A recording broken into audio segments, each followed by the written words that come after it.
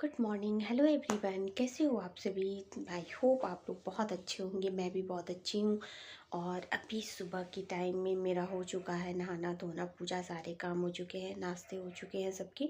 आज पत्ते की पकौड़ी, जिसे क्वच भी बोलते हैं, पतौरा, या फिर हमारे साइड बिहार में बहुत सारे लोग उसका बहुत अलग अलग नाम बताते हैं। कमेंट में बताना आप लोग उसको क्या बोलते हो। मैं दिखाऊंगी कि मैं उसे कैसे बनाती हूँ। और उसके बाद जब खाना रेडी हो जाएगा, जैसे जैसे आगे का प्रोसेस होगा, मैं आप लोगों को सारे कुछ बताऊंगी। तो अभी चलते हैं किचन में और फिर बनाते हैं अपना स्पेशल सा डिश। Bye bye. तो गाइज, इसके लिए मैं सबसे पहले एक मिक्सर जार लूँगी। मिक्सर जार में इन सारी चीज़ों को जो मैंने निकाल रखा है, सूखी लाल मिर्च, काली मिर्च, लहसुन और जीरा, इन सब का एक स्मूथ सा पेस्ट बना लूँगी। वो क्या है ना कि इन सारे का पेस्ट अगर स्मूथ ना रहे तो फिर पत्तों पे इसे लगाने में पत्ते फट जाते हैं।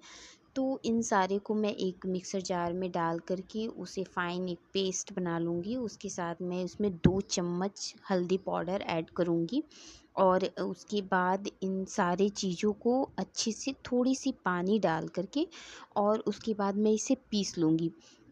पीसने के बाद इसका जो एक येलो कलर स्मूथ सा जो पेस्ट बन के रेडी होगा, इसे मैं एक बाउल में सबसे पहले, तो आप कम या ज़्यादा कर सकते हैं। तो आप सारे उन सारे इंग्रेडिएंट को भी थोड़ा बहुत कम या ज़्यादा कर सकते हैं।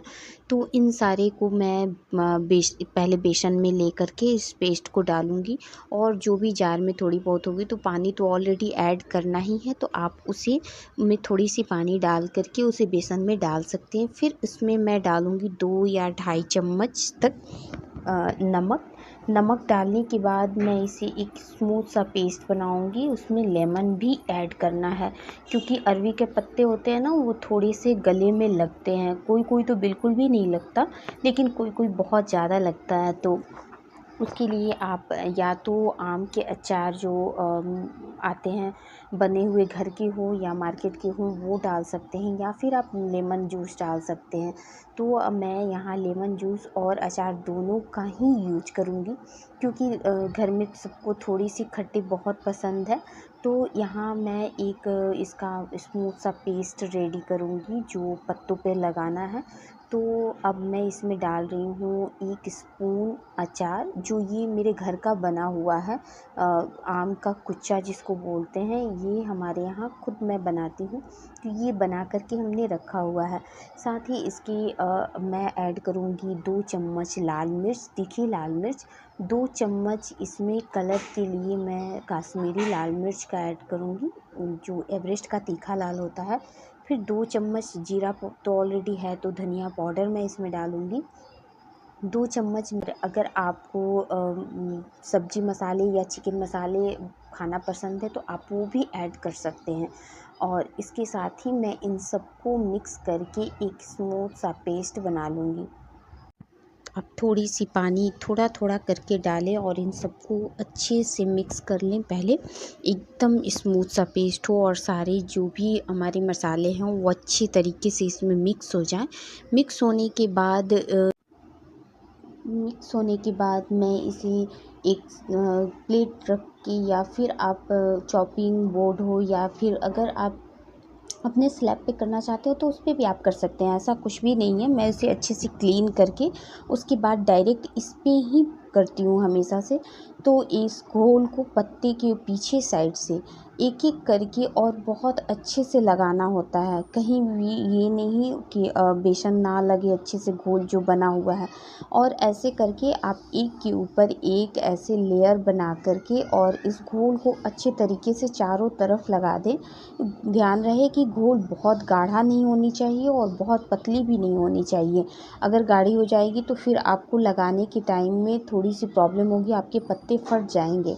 और अगर बहुत पतली हो जाएंगी तो फिर जब आप इसे स्टीम करने के लिए चारों तरफ से इसे जब पैक करेंगे, तो वो जो भी ये बेसन का बना हुआ हमारा पेस्ट है, वो इधर उधर निकलने लगेंगे। वैसे खाने में पकौड़े अच्छे नहीं लगेंगे। सो आप घोल का जो टेक्सचर है उस पे एकदम ध्यान रखिए कि बहुत गाढ़ी भी नहीं होनी चाहिए और बहुत पतली भी नहीं होनी चाहिए। और ऐसे करके आप 2-3 पत्तों का एक लेयर बनाएं और इस तरीके से एक एक करके रोल जैसा इसे फोल्ड करते जाएं। फोल्ड करने से ये होगा कि आपके जो बेसन है वो स्टीम करने के टाइम में पत्तों के साथ अच्छे से पक जाएंगे और खाने में बहुत ही टेस्टी लगेंगे। ऐसे करके आपकी फैमिली में जितने लोग हैं, जितनी आपकी क्वांटिटी की नीड है, वो आप उतने अकॉर्डिंग 3-4 रोल ऐसे बना सकते हैं, क्योंकि इसमें पीसेज होते हैं। तो इसकी आप ऐसे रोल बना कर के रख लें। और हाँ, पत्तों में जो ये उठे हुए पार्ट्स होते हैं, जो इसको अगर पास से नहीं कट करें तो इसे रोल करने के टाइम पत्ते फट जाते हैं। तो इन सब चीज़ों की ध्यान बिल्कुल रखें और इस तरीके से हम 1-2-3 जितनी मर्ज़ी हमारी, हम पत्तों की एक के ऊपर एक लेयर बना सकते हैं।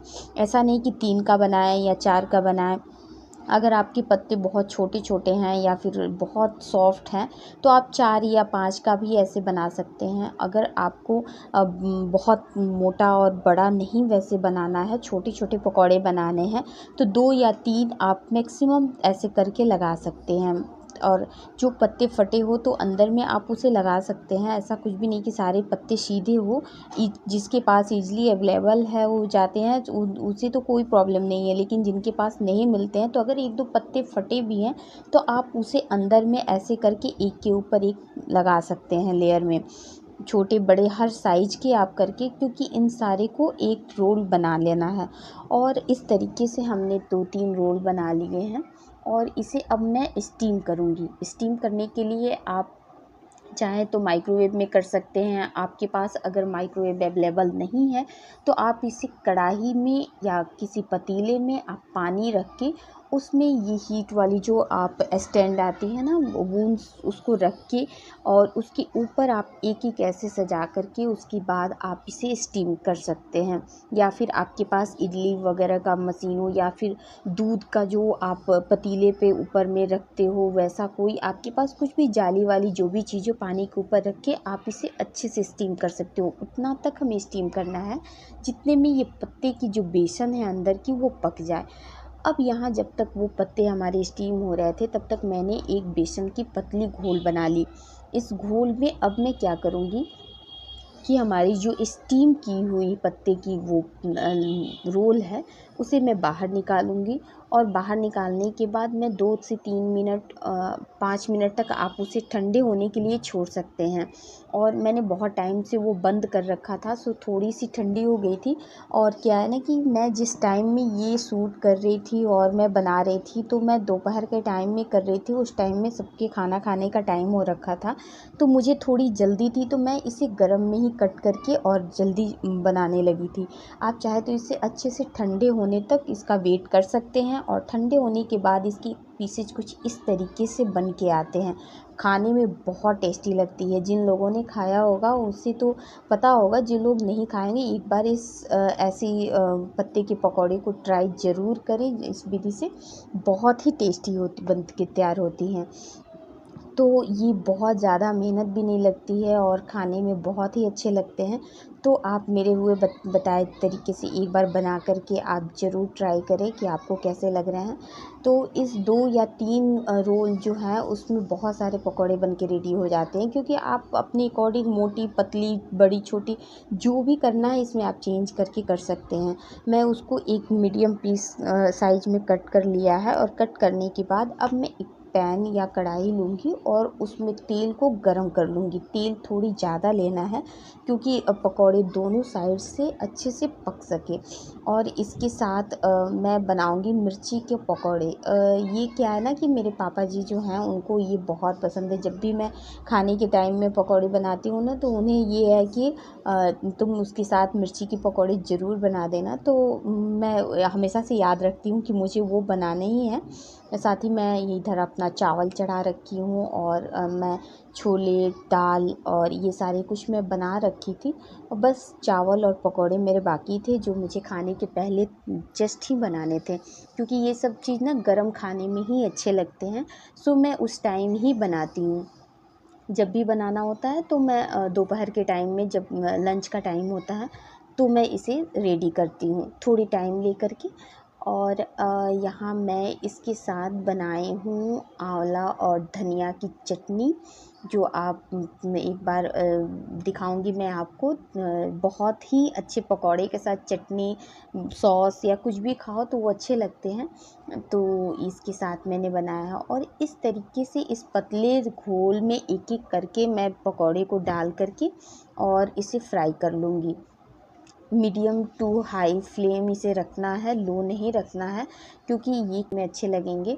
अंदर से तो ये ऑलरेडी सॉफ्ट है, लेयर बना हुआ है, तो ऊपर की जो बेसन का लेयर है वो थोड़ी सी से फ्राई करना है पहले, जब तक गोल्डन ब्राउन हो जाए, पकौड़े का जो रियल कलर होता है वैसा हो जाए, तब तक हम इसे फ्राई करते रहेंगे।